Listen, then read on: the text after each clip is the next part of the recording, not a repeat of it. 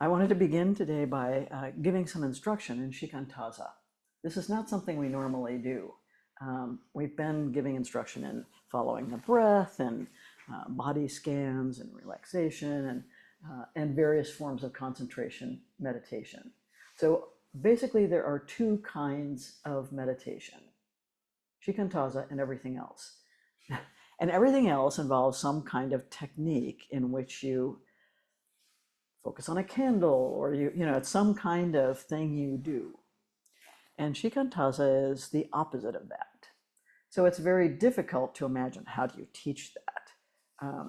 But it's not, I think people often get confused about this as like sitting there like a stump. In fact, some of the critiques of the early teachings on the method of no method were your students are just sitting there like a dead stump. That's definitely not what it is.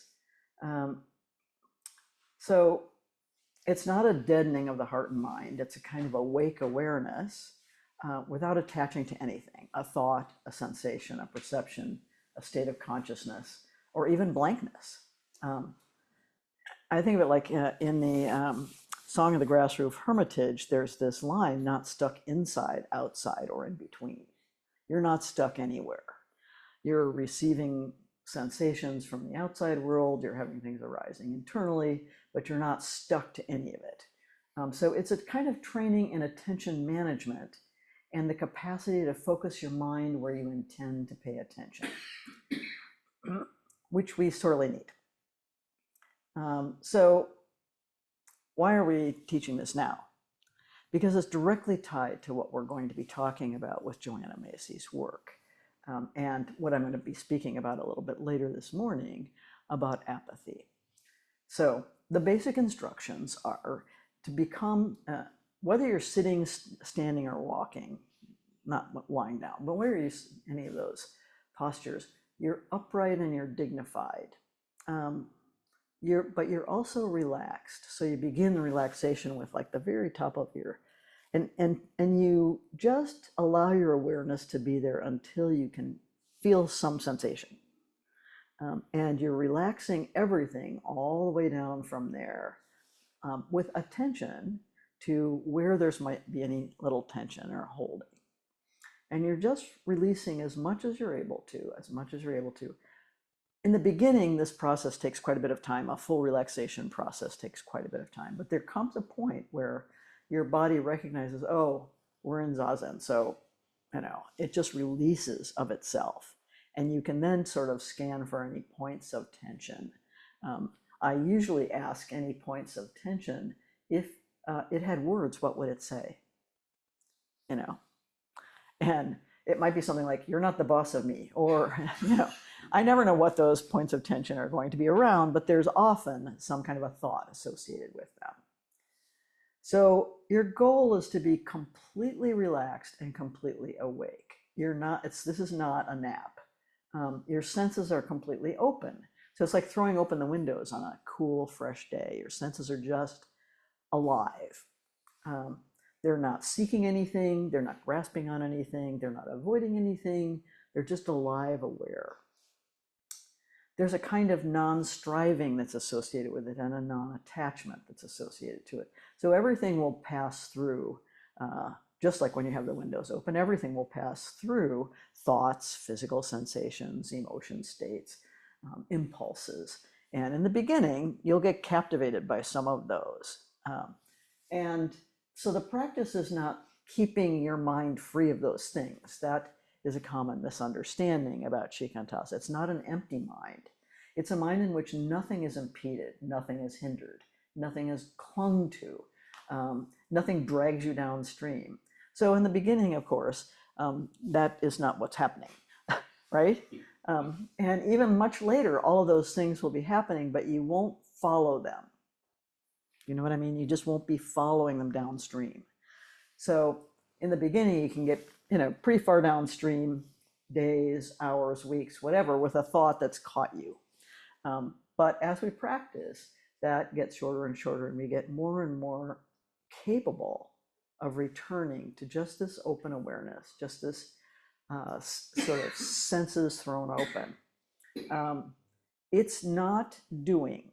So if you are doing something, it's not shikantaza. You're not doing shikantaza. You're not practicing shikantaza. Therefore, you just can't say I'm doing shikantaza, you know.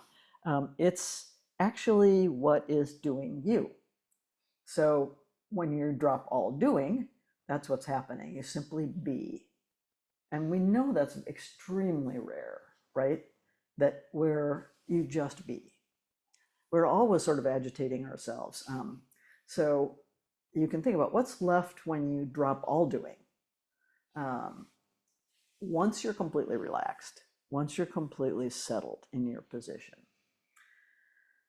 who are you if there's not a problem to solve? Who are you when there's nothing to desire?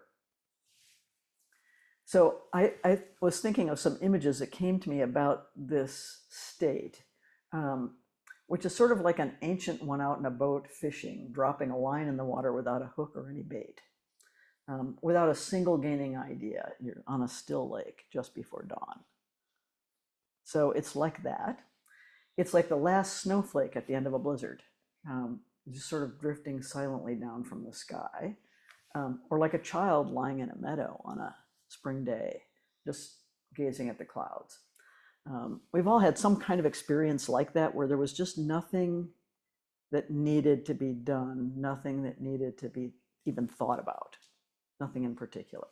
We don't get many experiences like that as adults. So in Shikantaza, the mind is not empty, but it is absolutely transparent, like kind of like a pristine mountain stream where you can see through it the pebbles, the fish that are floating there, the reflection of the trees in the sky. So it's that quality of transparency where you completely see through to the bottom. So it's often confused, you know, with some kind of apathy or some kind of deadening, and that is not its quality at all. It's very alive. It's alive without hindrance, I would say.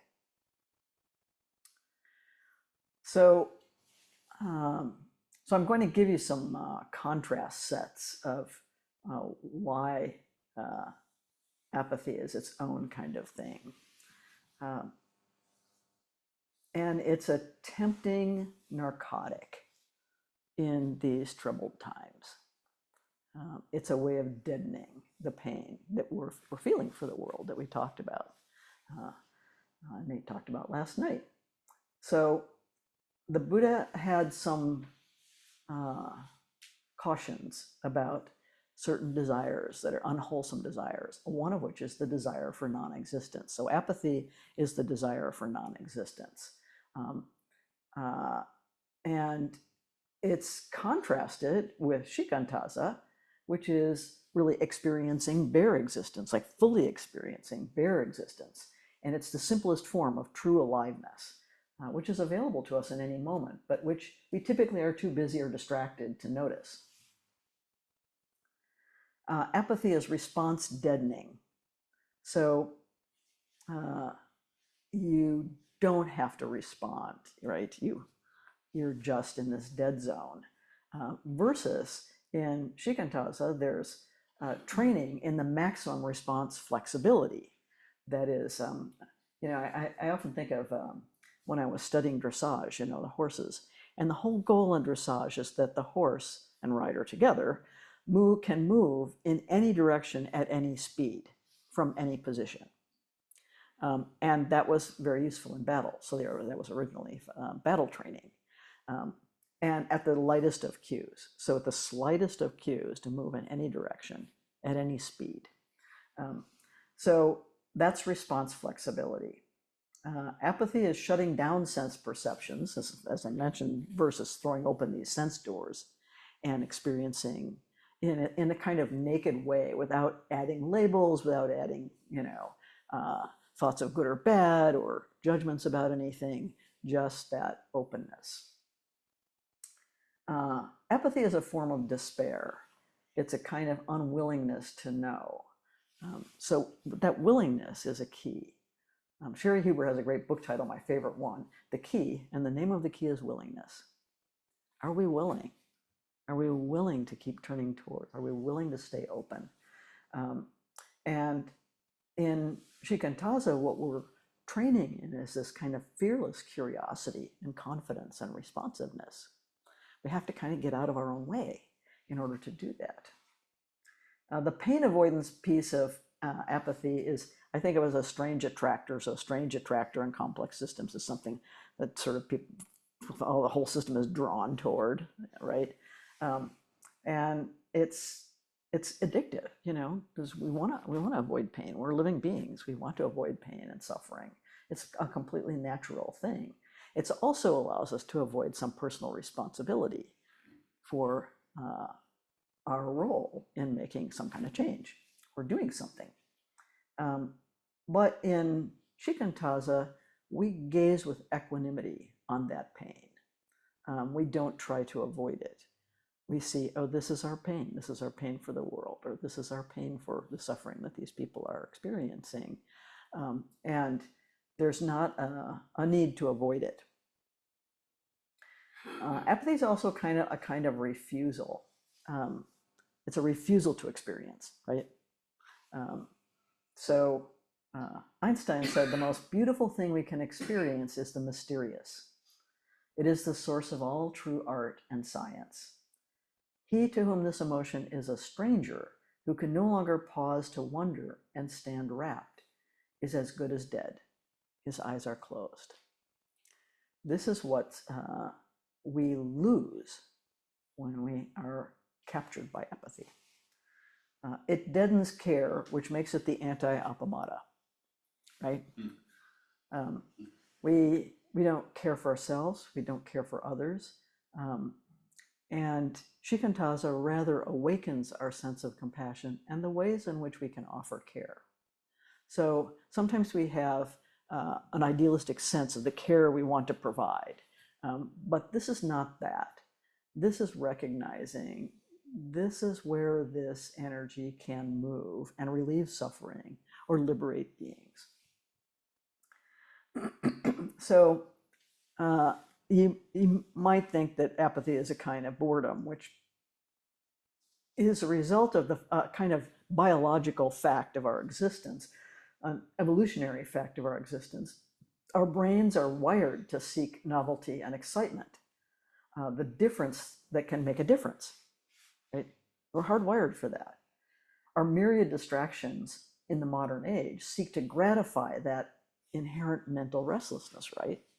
Just like all of a sudden you're on Wikipedia reading about the Rosicrucians. How did that happen? You know?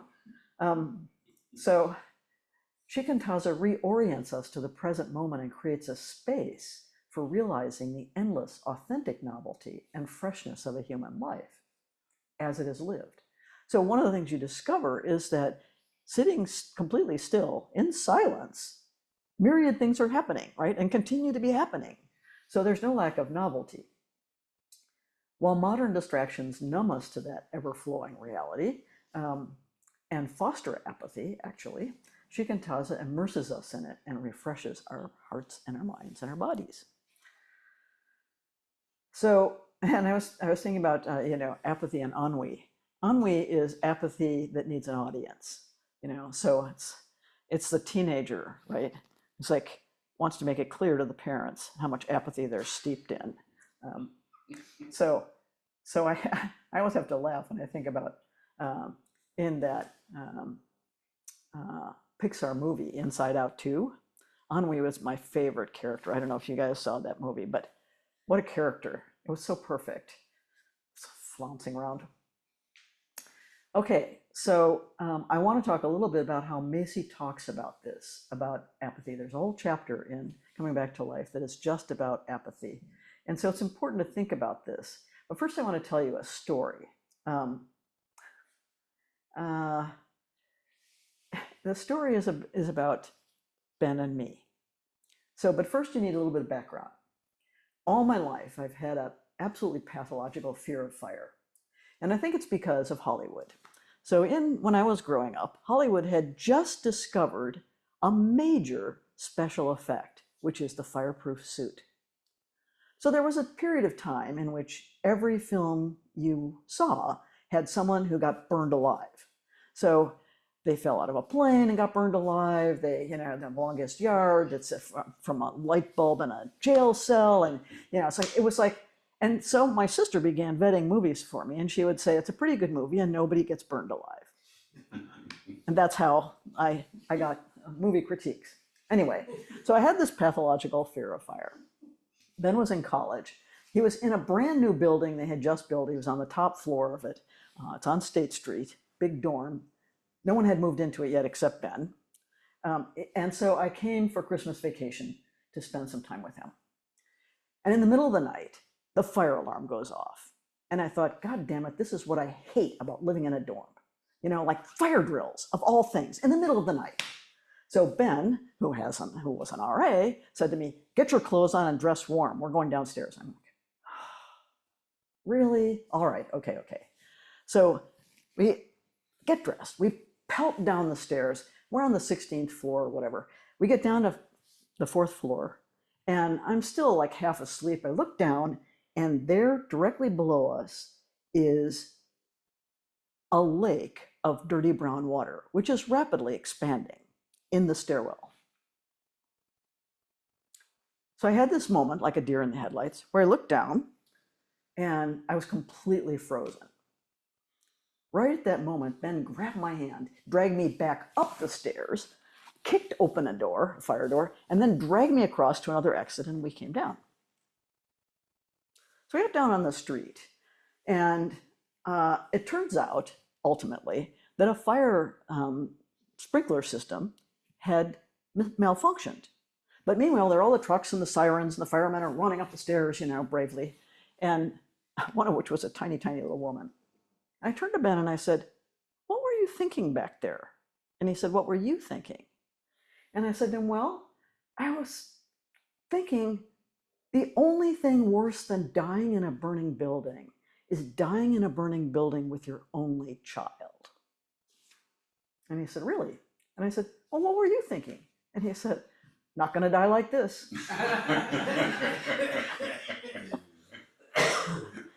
We're in a burning building. We have to decide, are we not going to die like this? That was his immediate thought. And I thought, what a different way to approach the world, right? So I was just like ready to stand there and be burned to death. So talking about Macy, we have to think about this not going to die like this moment we're in. She's in chapter 2, she's talking about the greatest danger, the deadening of the heart and mind. I'm going to read you a little bit of the introduction to that chapter because it's so important. And she's got 2 quotes to start. One of which, the first one is from Wendell Berry, and he writes, "It is the destruction of the world and our own lives that drives us half insane, and more than half. To destroy that which we were given in trust, how will we bear it?" And then Judy Leaf, "Our hope is that if we keep all the distractions going, we will not have to look at who we are. We will not have to feel what we feel. We will not have to see what we see." So Macy says, the great turning arises in response to what we know and feel is happening in our world. It entails both the perception of danger and the means to act. As conscious, embodied beings endowed with multiple senses, we are geared to respond. Instantly, we leap from the path of an oncoming truck, dash to douse a house fire, dive into a pool to save a child. This response ability has been an essential feature of life throughout human evolution. It allows us to adapt to new challenges and generate new capacities. It enables whole groups and societies to survive so long as their members have sufficient information and freedom to act. But knowing and feeling exact a price. She continues, "Now, however, perils facing life on Earth are so massive and unprecedented, they are hard to take in. The very danger signals that should rivet our attention, summon up the blood, and bond us in collective action, tend to have the opposite effect. They make us want to pull down the blinds and busy ourselves with other things. So maybe that's been your experience. You feel some of that. So she's talking about, this quality that deadens the heart and mind, and she looks first at where does it come from? What are the origins of it? So first of all, there's fear of pain. We don't want to feel pain. And so to permit ourselves to suffer anguish for the world is not only painful, but frightening. We imagine it threatens our ability to cope with daily life. If I felt what I was feeling, I wouldn't be able to function, is basically that fear. There's a fear of despair. So she says a sense of some overarching meaning to our lives is as necessary as oxygen. We can face and endure tremendous hardships with heroic courage, so long as we believe there is some purpose to our existence, some value to our actions. But the present planetary crises, if we dare to look at what they forebode, present vistas of such unprecedented loss as to threaten with absurdity all that we have believed in. So, fearing that our lives might be drained of meaning, we look away. So some other things that are a factor in our apathy are fear of not fitting in. Like, we don't want to be the downer in the group, right? Distrust of our own intelligence. Do I actually even know enough to say anything about this or to do anything about this? And would I just be heading off in the wrong direction? A fear of guilt. If I really look at this, I'm going to have to acknowledge I'm enmeshed in it. I can't, there's no privileged place to stand outside of it. Fear of distressing our loved ones. You don't want to cause them distress by our own terror, right? View of the self as separate. This is a big Buddhist thing, right? But this sense of I can somehow stand outside of this, or sometimes can get away from. You look at the rich people; it's really hilarious what they're doing. They're building all these, like high-tech bunkers. They're buying farmland so they can grow their own food. They are really convinced that they are going to somehow be able to stand apart from whatever's happening to the rest of the planet. And I'm thinking, seriously, do you really think that? Where are your Band-Aids going to come from? Are you really thinking you can stand apart from every single thing? So there's hijacked attention. So there's a concerted effort to hijack our attention. We have to be aware of it. There's a great book called Stand Out of Our Light, I think it's, that is about that, the concerted effort and the amount of money that's been spent on psychological tricks and traps and algorithms that hook us and hook our attention. That's just a wonderful book about this. And there are all kinds of ways that is done. Consumer goods are a big one. And the lure and desire for consumer goods, good way to hijack attention. We also have a fear of powerless. What can I do? I'm one person. And yes, Gandhi moved millions, but I mean, this is even a bigger problem than that. So there's this sense of, and where can I turn? What could I actually do? What are my weapons? What are my tools? There's a fear of knowing, a real fear of knowing how bad it actually is, and speaking to that. When we look really closely, it's kind of horrifying, and this is why environmentalists are so despairing, because they can't get people to really look. Mass media, which is another great distraction medium, but also distorts our perception of what's happening, right? So we get images through a screen, we get talking heads, we get voices, we get all of this is mediated through the very, very purposeful intentions of mass media. Job and time pressure. There's only so much I can do. I'm a busy person. I've got all this work to do, and I've got a family, and I've got all these things to take care of. And then I think we are all keenly aware now of social violence as a kind of a disincentive to be engaged. It's so profound, it's so pervasive, and it's so amplified in social media and mass media that it gives us this kind of sense of real fear of some kind of social violence in retribution for any kind of engagement that we might have. So those are the things that Joanna Macy identifies kind of deaden our hearts and minds. And she talks about the cost of blocking our pain for the world, because there's a cost. First of all, it blocks us from the joy also, right? It blocks us from being fully engaged and fully alive. So we have impeded cognitive functioning. We intentionally, are not using our minds in the ways that they are intended to be moved. Impeded access to the unconscious, where our wisdom lies. Impeded instinct for self-preservation. We don't even know how to take care of ourselves, what we should do to protect ourselves. Impeded imagination, this creative energy that comes through us. And impeded feedback. So we're not able to really get information from the system about that would be helpful in our actions. So that's the cost.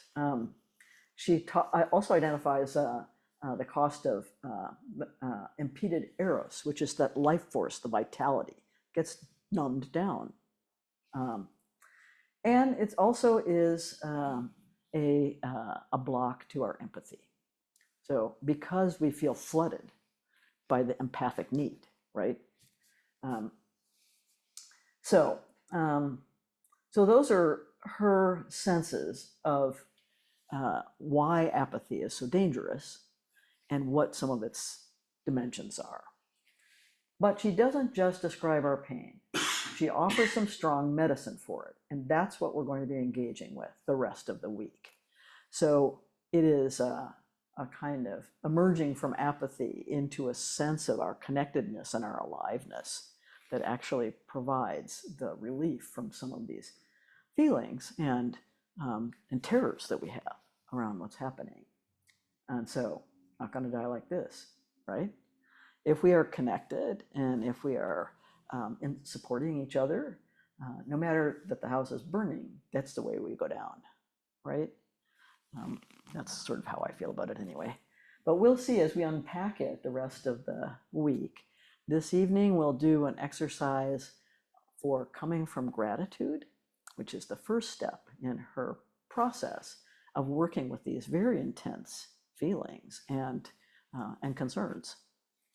Does that sound like a plan? Yeah. All right. So we're talking about apathy as a way to alert you that that is not what we are engaged in when we are in Shikantaza, despite the fact that we've taken the backward step from the world in order to create this space, in order to get clarity. It's not in order to escape. It's really to create a space where that clarity can emerge. Does that make sense? Okay. All right. So through this week, through this practice period, you're going to be practicing Shikantaza. And you're going to be reporting in practice discussion what that experience is like for you. Each person will have a unique experience of it. But you have to do a practice over a good amount of time in order to understand what it's providing you, the way it's nourishing you. And this to me is the ultimate nourishment of Zen practice. And that's why it's the heart of Zen teaching and training. Okay? You up for it? Okay. We're right at our time. It's a miracle.